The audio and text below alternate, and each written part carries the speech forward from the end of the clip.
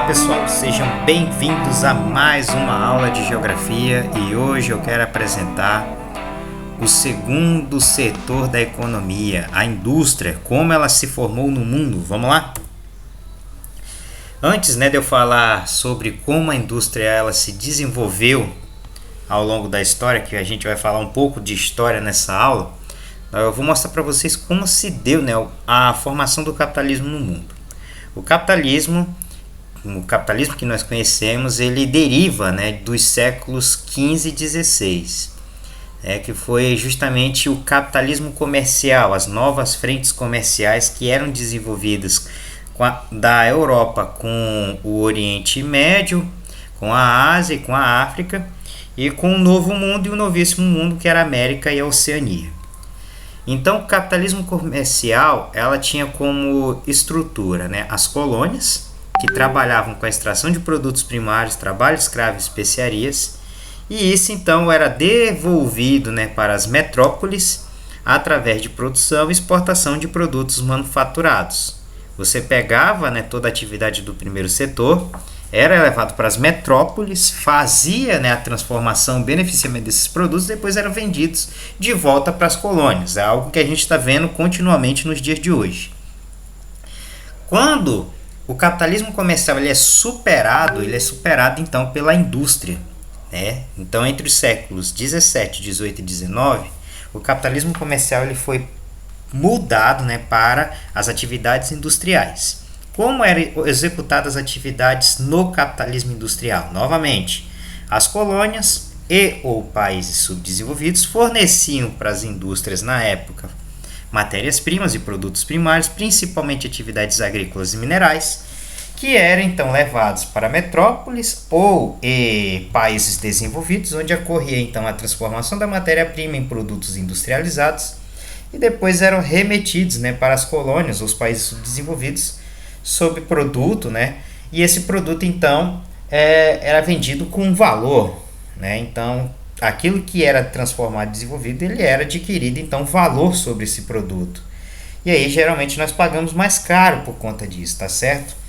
Um celular, a gente sabe que minerais que são extraídos no nosso território nacional, ele é levado para as metrópoles, países desenvolvidos, ele é transformado, beneficiado, e depois ele reverte, ele traz de volta pro nosso território como um produto finalizado. E dentro desse produto finalizado é colocado o valor daquele produto que foi extraído de nós e que foi levado para fora, foi transformado, vem de novo para nós, e aí ainda tem as cargas de impostos que são colocados dentro desse produto, e então a gente acaba pagando algo muito mais caro do que deveria ser.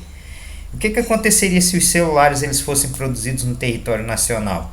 A gente seria concorrente dessas empresas, desses países desenvolvidos. Haja vista que hoje, falando com a questão de geopolítica, países hoje já estão superados em relação a fronteiras. Hoje não temos mais limite em relação às fronteiras, porque as próprias grandes empresas elas assumiram esse controle. Eu vou falar isso quando a gente for voltar para o comércio. Então, o capitalismo industrial ele foi até o século XIX, tá certo? Significa então que aquela relação de conflito de classes que a gente vê entre proletariados e os donos dos meios de produção, isso também foi superado, porque hoje nós temos várias lutas de classes, entenderam? E a gente tem então hoje o capitalismo financeiro, que é o quê? Do século XX em diante. O que é o capitalismo financeiro? Ele é construído a partir, novamente, de produtos industrializados e matérias-primas do setor primário que são explorados e devolvidos para os países desenvolvidos, que industrializam esse produto, gera alta tecnologia, adquire um valor, e esse valor então ele é remetido aos grandes bancos, ou às grandes empresas financiadoras. É o valor sobre o valor, ou seja, vamos supor que todos nós estamos vivendo sob a égide dos grandes bancos. Se eu quiser ter algum investimento na minha casa, eu vou ter que pegar emprestado do banco. O banco vai lá, analisa todo o meu histórico, né, financeiro e me empresta um valor X. E então eu vou pagando parcelado dentro desse valor X valores embutidos, que são juros. Tá? Então, esses juros é aquilo que é capitalizado pelo sistema financeiro. E isso ocorre, né, com os países desenvolvidos que emprestam dinheiro para países subdesenvolvidos e a gente fica eternamente, né, presos dentro de uma dívida que nunca termina e que está, né, construído dentro desse capitalismo financeiro. Quando eu falo capitalismo financeiro, eu estou falando do capitalismo do domínio de bancos, domínio de empresas, né, que vendem créditos, domínio de empresas que são valorizadas a partir das bolsas de valores. Então eu vou dar uma boa aula, né, sobre o que seria esse capitalismo financeiro, beleza, galera? Como a indústria ela surge? Muitos acham, né, que a indústria ela vai surgir em 1750 na Inglaterra. Ali foi o início, né, de um grande processo econômico que foi o processo industrial. Mas se você for ver, antes, né, desse grande processo que chamamos de primeira revolução industrial surgir, houve, né, fatores que contribuíram para que a gente chegasse, né, na grande indústria da Inglaterra de 1750, do século XVIII. E a primeira delas seria o feudalismo, né? Eu até errei aqui, mas não desconte, por favor, sou muito ruim em português. Mas vamos lá, o que seria o feudalismo? O capitalismo, né? O processo da industrialização ela vai se desenvolver inicialmente no feudalismo, pessoal. Eu vou mostrar para você que tudo começou com o feudalismo. O que é o feudalismo? É o nome dado à forma de organização econômica e social vivenciada na Europa centro-ocidental durante o período histórico conhecido como Idade Média. Isso vai dos séculos V até o século XV. Século XV a gente marca o fim do feudalismo e o início do capitalismo. O nome é derivado dos feudos ou vilas, as unidades de habitação e produção que eram características do período. Então o que a gente tinha aqui? Nós tínhamos um sistema de castas, né, dentro do feudalismo. Então, dentro do feudo era formado geralmente pelo senhor feudal, por escravos que eram minorias, né, grupos minoritários da época, e por camponeses, né, livres ou em condição de servidão. O que acontecia? Esses servos eles se submetiam ao senhor feudal. Né? Então, dentro do feudalismo, você tem o senhor feudal, que é o dono de todas as terras, o clero que estava sempre do lado do dono de todas as terras. E se por acaso os servos, né, quisessem se revoltar, você tinha um exército, né, constituído por nobres e guerreiros que iam lá, né, tentar amenizar, né, os conflitos de revolta, né, que os servos tinham contra o senhor feudal. Então o feudalismo seria o resultado da fusão de elementos, né, de organização social derivado tanto dos séculos finais do Império Romano do Ocidente quanto das populações bárbaras. Então, o feudalismo ele foi surgir então no final ali no final do Império Romano, e sabíamos, né, que o Império Romano estava sendo atacado, né, por bárbaros, né, e as suas fortificações não eram, né, lá essas coisas. Então, a única forma de se proteger de invasões bárbaras de outros exércitos, né, era construído vilas, né, e dentro dessas vilas, né, os castelos e assim diante, que eram controlados pelo senhor feudal, o dono de todas as terras. Era até a formação, né, de um sistema de colonato. Né?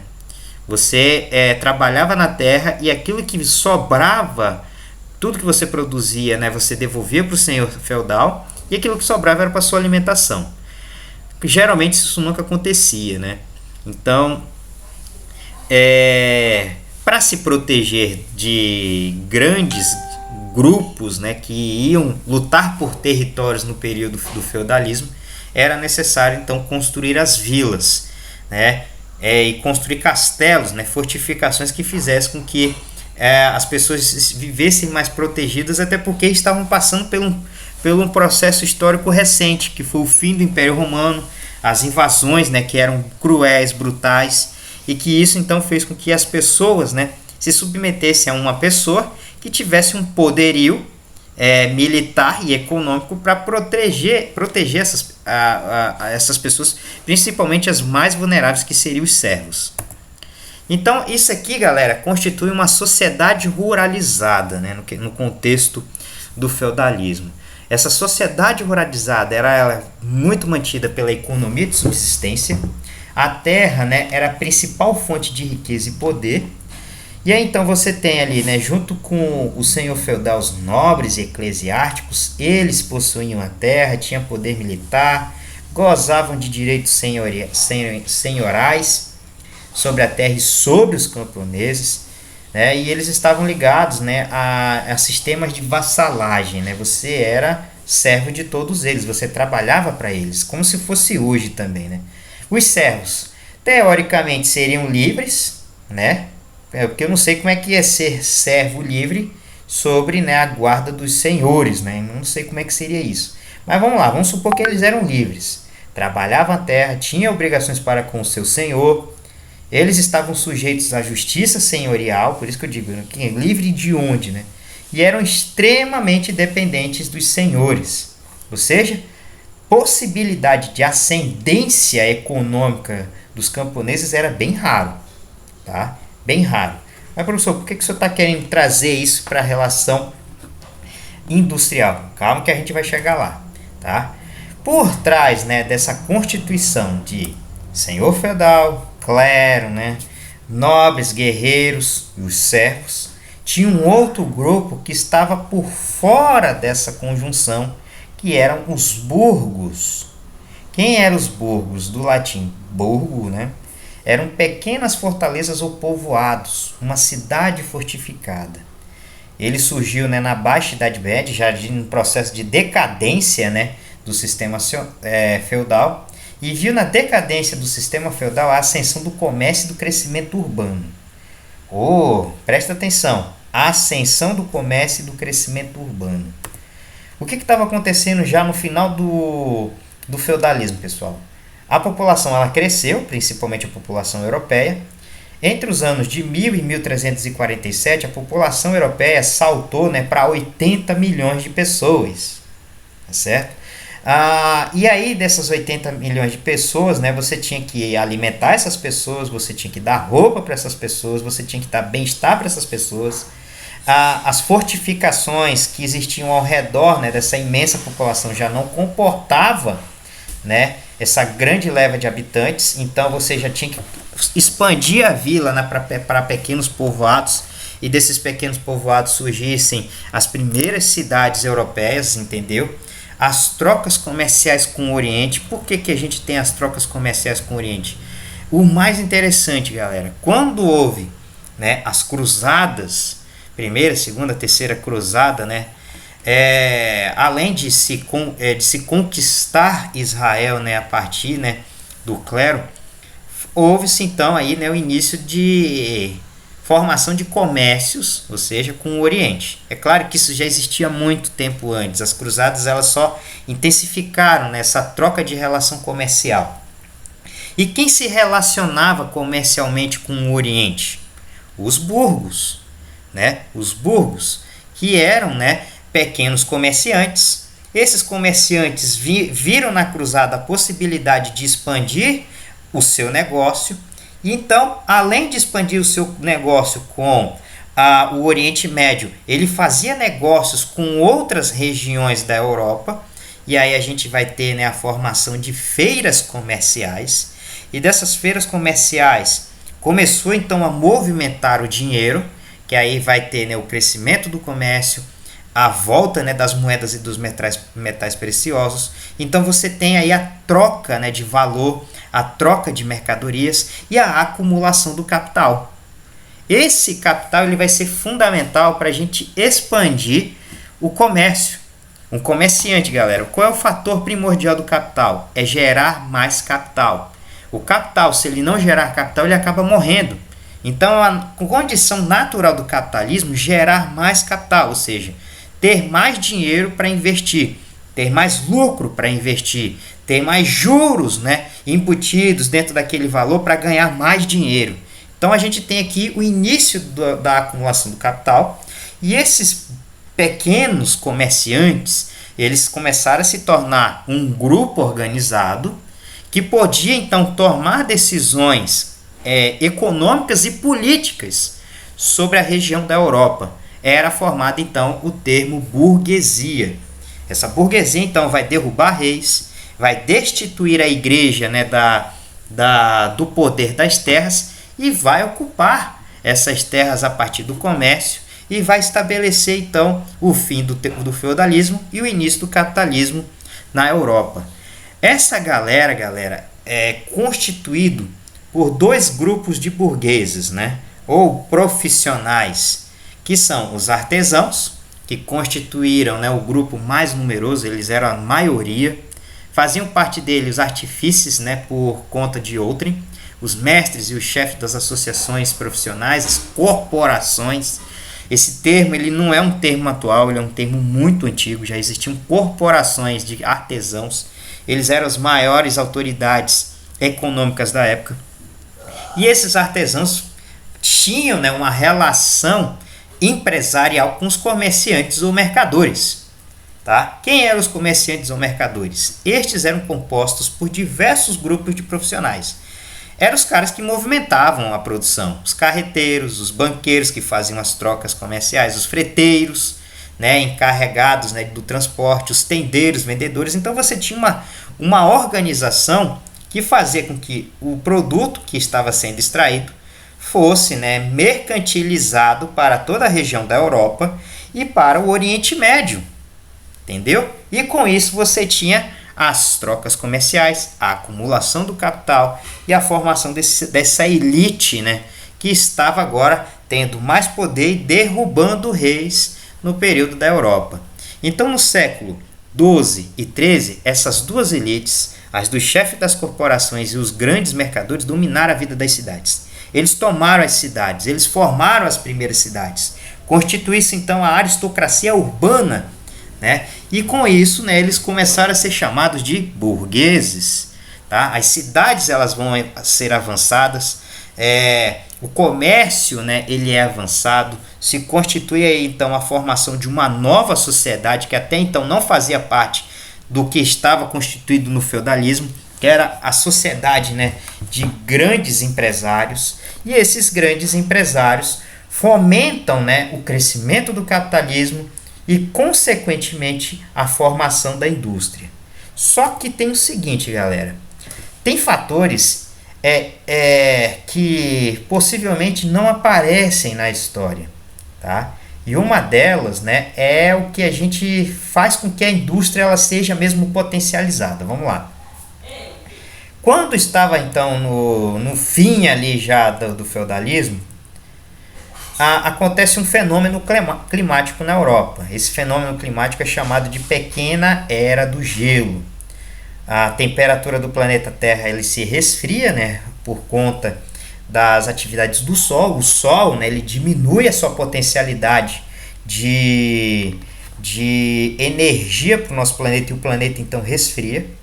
E então, com essa grande, né, possibilidade climática, né, que inundou a Europa entre os séculos, se eu não me engano, 1000 até 1500, se eu não me engano, tá? Eu não sei a data certa.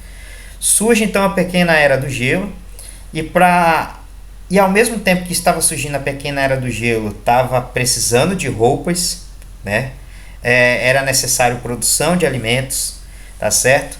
Você pode até ver, né? Olha a roupa, né, dos habitantes aqui. Então era necessário ter lã, era necessário, né, ter bons artesãos, era necessário, né, ter carreteiros, os comerciantes ali, né, olha aqui, os mercadores, para fazer, né, com que essa produção abastecesse os até então 80 milhões de habitantes que de repente surgiram na Europa entre 1000 e 1300, tá certo? Então você tinha aí uma grande população. Você tinha uma era do gelo, né, sobre a região, e você tinha então a possibilidade de lucrar com esse tanto de gente, com essa possibilidade climática, vendendo lãs, fazendo, né, a exportação de pele para toda essa população. E como você estava ali com uma grande quantidade de pessoas, Ou seja, você tinha uma procura intensa, então você poderia melhorar a sua oferta vendendo mais caro, tá? Então a gente tem aqui um fator que fez com que a indústria surgisse, tá? Olha aqui a era do gelo aí, ó. Isso aqui é um gráfico, né, mostrando, tá vendo esses pontos em verde claro e vermelho? Esse verde claro indica, né, a queda da temperatura do planeta no período, né, da Idade Média, tá certo? Olha aí mais uma imagem mostrando claramente a Europa, ela completamente congelou, tá, galera? Então você tem aí uma população que precisa se vestir e na cabeça dos artesãos e dos comerciantes uma grande possibilidade de se ganhar dinheiro, de multiplicar os seus ganhos com esse processo que está acontecendo na Europa. Além do congelamento da Europa, galera, vocês sabem o que aconteceu também na Europa. Esse desenho aqui vai mostrar claramente o que aconteceu na Europa e que pode também impactar nos dias de hoje, né? Uma pandemia, né? A pandemia da peste negra, a senhora das pandemias, né? A maior pandemia que aconteceu entre os anos de 1347 e 1351, né? A peste negra foi a pandemia mais devastadora registrada na história humana, tendo resultado na morte de 75 a 200 milhões de pessoas na Eurásia, Europa e Ásia, atingindo seu pico aí, né, entre 1347 e 1351. Então, galera, a gente teve aí, a gente nem pode dizer pandemia porque foi uma sindemia, né? Uma sindemia, durou 4 anos e exterminou metade da população no planeta, né? Quando você fala metade da população, é essa galera, né, que estava na Ásia e na Europa. Então você tem aí, né, as feiras, você tem a possibilidade de ganhar dinheiro, você tem uma crise climática nessa época e você tem uma pandemia acontecendo ao mesmo tempo. Morreu muita mão de obra nessa pandemia, galera. Ficamos sem mão de obra para várias atividades.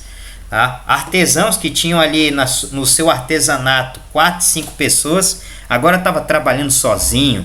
Quando se não, né, o próprio artesão também caía, né, na pandemia, né, morria. Então, o que você tem que fazer para que a produção ela não acabe? Substituir as pessoas, infelizmente, por conta da pandemia, por máquinas. Sair as atividades manufatureiras e então se introduzir os pequenos instrumentos para a produção continuar, para a produção não parar. Então vai surgir a maquinofatura, né? Já ali no século XIV, no século XV. Então você vai ter a maquinofatura substituindo o homem já nessas primeiras atividades voltados, né, para a maquinofatura. A maquinofatura que vai surgir entre os séculos 14 e 15 vão ser fundamentais para a grande revolução industrial no século 18, em 1700. Tá? Então você tem como fatores uma crise climática, uma pandemia, morte de milhões de pessoas, a produção não pode parar, o lucro tem que continuar. Então a gente vai fazer com que ocorra, né, a junção da artesanato para a maquinofatura, beleza? Então você tem aqui, né, o que acontecia antes da maquinofatura, a utilização de bastante mão de obra, o lucro era muito pequeno. Hoje, né, atividades artesanais eles dão um lucro muito grande, coisas que são feitas à mão dão um lucro grande, mas nessa época era necessário muitas pessoas para trabalharem na produção. E aqui, né, vocês estão vendo as primeiras, né, possibilidades de substituir o homem, né, por algumas pequenas máquinas, né, a maquinofatura. Nesse caso aqui, galera, vocês estão vendo a produção de pólvora, né, entre os séculos 14, 15 e 16. Por que pólvora, professor? Nesse período, né, existiam muitas guerras, né, então você precisava ter um maquinário de guerra para se manter, né, manter seu território na ativa, beleza? Então aqui vocês estão vendo as imagens, né, de como era a produção maquinofatureira, né, e que era também uma junção junto com o artesanato. E então essa acumulação primitiva que acontece Desde que eu falei para vocês, a crise climática, a pandemia, a falta de mão de obra, a substituição do homem, né, por pequenas máquinas, né, por atividades maquinofatureiras, vai gerar na chamada acumulação primitiva do capital. E então os burgueses que sobreviveram a todas essas intempéries, eles vão, né, investir em expansão comercial, uma expansão comercial. Eles já tinham ali a possibilidade de fazer comércio, né, a partir das vias terrestres até o Oriente Médio, mas eles queriam ir para o sul da África, eles queriam ir para fazer comércio com a China, com a Índia, mas por mar. Então vai surgir, né, as companhias das Índias, tá certo? Eu não sei se companhias das Índias significa somente um grupo, né? Mas era assim, são grupos de empresários espanhóis, portugueses, ingleses, holandeses, franceses, que investiram, né, em grandes navios, que são constituídos, né, as esquadras, né, as naus, que vão fazer comércio com a África, com a Índia, com a China, e tentar, né, multiplicar aquilo que eles já ganhavam por via terrestre, né, com o Oriente Médio. Nesse interim, eles vão descobrir novos mundos, como a América e a Oceania, e vai ser a possibilidade maior ainda de se ganhar dinheiro, ou seja, extraindo das colônias toda a matéria-prima que for necessário, transformar elas, né, pelo artesanato e pela manufatura, né, manufatura ali, pela maquinofatura também. E conforme a população europeia ela vai avançando entre os anos de 1350, né, a população ela vai dobrar até 1750, então é necessário alimentar esse povo, é necessário dar mais vestimenta para esse povo, é necessário, né, melhorar o bem-estar, é necessário melhorar as cidades e é necessário ter dinheiro, né, para que isso tudo ocorra. Toda essa acumulação que foi executada entre os anos de 1500 até 1750 vai resultar na Revolução Industrial. Tá? E essa Revolução Industrial vai formar, né, a elite industrial da Inglaterra, a elite industrial da França, a elite industrial dos Estados Unidos, da Itália, da Alemanha, e vai então, né, com essa elite industrial formar, né, os primeiros industriais, os primeiros empresários, né, donos das indústrias que vão tomar o poder lá na frente, galera, né? São as grandes personalidades que vai ditar os rumos, né, da economia no mundo, os rumos, né, da formação de bancos, que vai então fomentar no capitalismo até os dias de hoje. Beleza? Então espero que você tenha gostado dessa aula e nos dê o feedback, beleza? Obrigado por tudo e até a próxima.